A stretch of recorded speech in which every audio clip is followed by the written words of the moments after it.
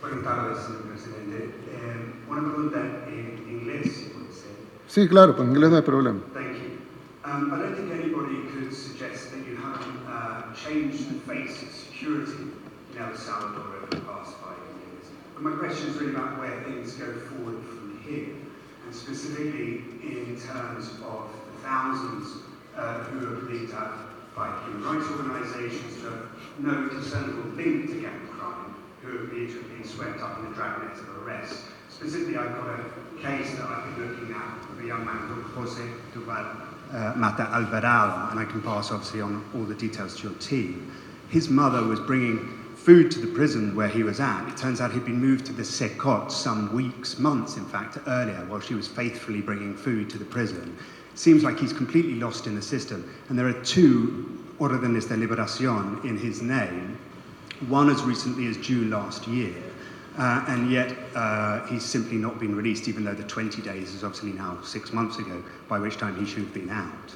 I'm wondering if your intention is to sort of work on the legal side of things, assuming you win today and that you are president for the next 5 years, to start unpicking those sorts of problems and errors in the state of exception. And secondly, if you also plan to only serve 1 more term from here, and if you don't plan to lift term limits altogether.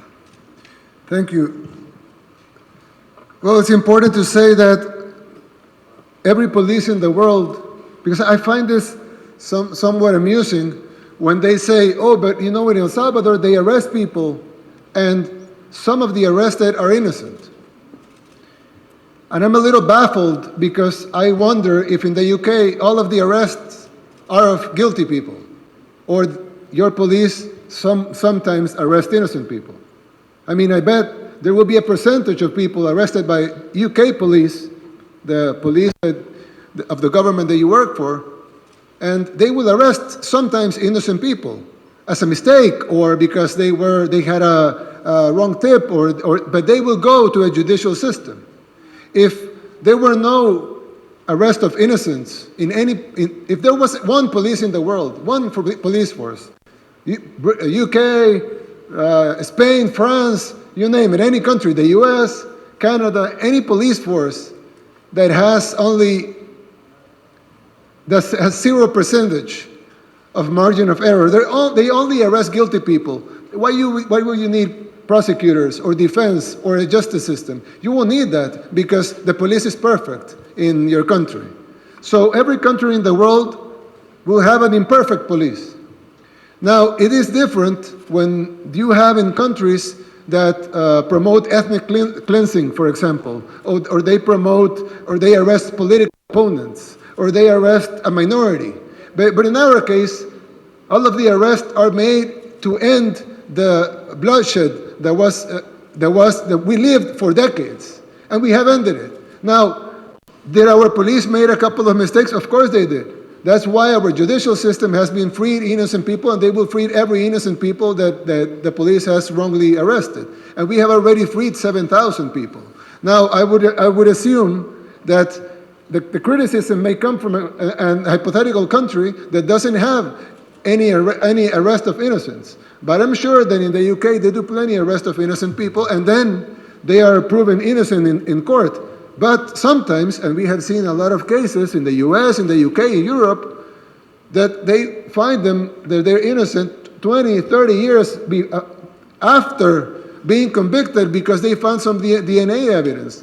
So what does that mean? That means that you shouldn't arrest criminals? No, it means that police made a mistake and some retributions have to be made to the people that had been arrested wrongfully. But we don't think, we think it's weird, or we're baffled by the criticism of something that you well know that any police in the world would make, which is a small percentage of innocent people getting in the net. One point on that, of course, yes, though, is that 75,000 people in the space of a year isn't regularly arrested by police anywhere else in the world, and that this is a unique situation with unique powers given to the security forces to make arrests on site according to criteria deemed by them.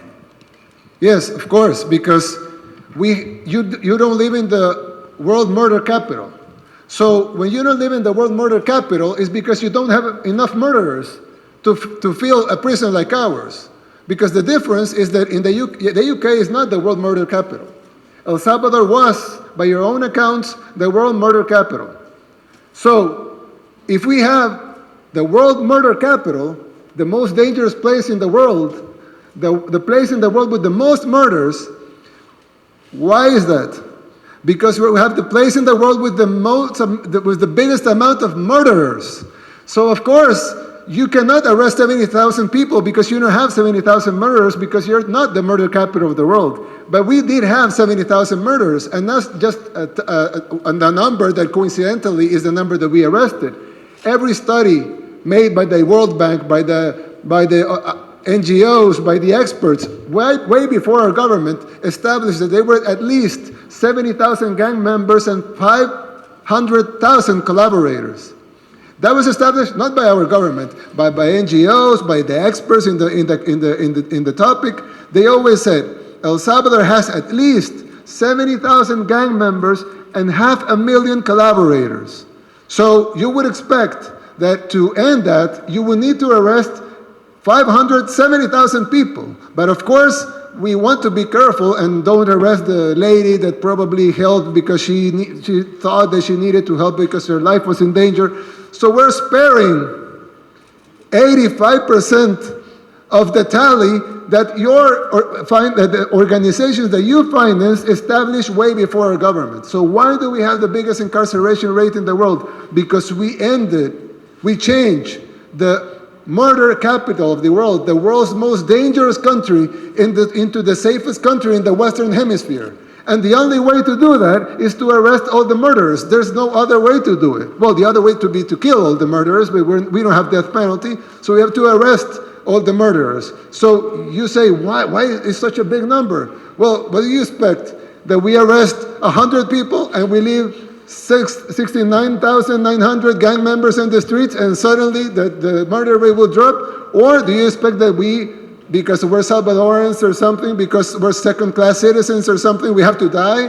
They have to kill our families, they have to kill our children, because your liberal ideas of what a democracy should be have to be respected, and since we're not using your recipe, then we have to be killed, we have to let our children be killed, we have to let the bloodshed to go on for 50 years because of imported policies from your countries, because your countries had lectured us in the 80s, the war. You had a fight with the Soviet Union, had nothing to do with us. What did you do? You financed El Salvador to fight a war between us, between brothers.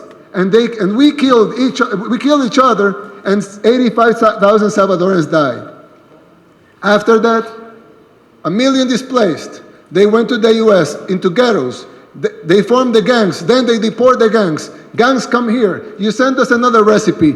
Law to don't arrest minors. Okay, but all the gang members were minors at the time. So gangs grew, and then they terrorized the country. They started killing people, and we became the murder capital of the world. Nobody could solve it. We took the recipes from the OAS, we took the recipes from the UN, we took the recipes from the European Union, we took the recipes from the United States. None of the recipes worked. More bloodshed, more people were dying. So what do? Okay, we do something and we save people. And now we're the safest country in the Western Hemisphere. But suddenly something's bad. Oh, but you shouldn't do that. You should do what I think you should do. Why? Not only we have the right to do what we think is right, and what the Salvadoran people are going to decide whether or not they want this day in free elections, but also we've proven it works. And you haven't proven that your system works in our country. Might work in yours, I don't know. But it doesn't work in ours. It's like I told one time a member of the European Union, I know you Brexited that, but I told a member of the European Union, you take your best government, choose your best government. I don't know what's the best government in Europe, but you choose your best government. Same people, same talent, same experts, same will to do things the right way. You take your best government and you put him to govern Afghanistan and tell them, okay, you govern Afghanistan the same way you govern this European country. They'll be dead in a week. Because you cannot govern Afghanistan like you govern Europe. So stop trying to make us use your recipes because they don't work here. You have your own system. We don't tell you that you shouldn't have a monarchy. I mean, we're fine with your monarchy. We love your monarchy. It's fine. But we don't say, oh, you shouldn't have a monarchy and you shouldn't have hereditary titles. Why? Because it's your country. You can do whatever you want with it. But suddenly, we have to do what you want to do with our country. So, what I'm gonna finish the question is that this has been proven by all of you and by all independent sources. El Salvador was turned from the most dangerous place in the world to the safest in the Western Hemisphere.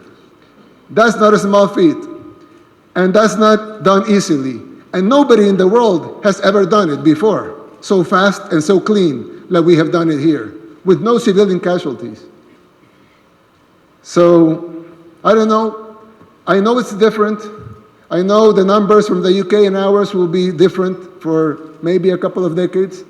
But we're doing our best here, and we're really trying, and the Salvadoran people today are going to vote freely in free and fair elections and in full democracy and choose their own path. Thank you.